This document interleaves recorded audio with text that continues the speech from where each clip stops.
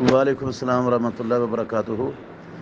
سب سے پہلی بات یہ ہے کہ حافظ طلحہ سعید ایک ذمہ دار عالم دین ہے۔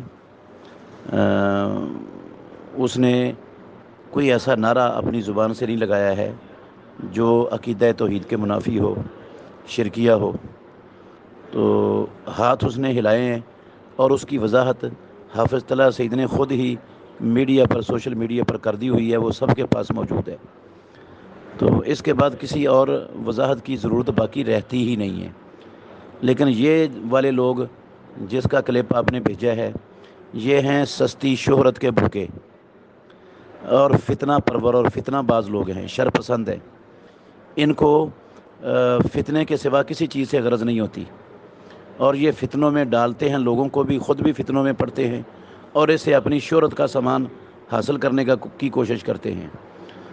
تو ہم انشاءاللہ الرحمن، خصوصاً میں تو ایسے فتنہ پرور لوگوں کی خواہش کو کبھی پورا نہیں کروں گا۔ وہ میرا نام لکھیں، میری تصویر لگائیں، میں ان کی خواہش کو پورا نہیں ہونے دوں گا انشاءاللہ۔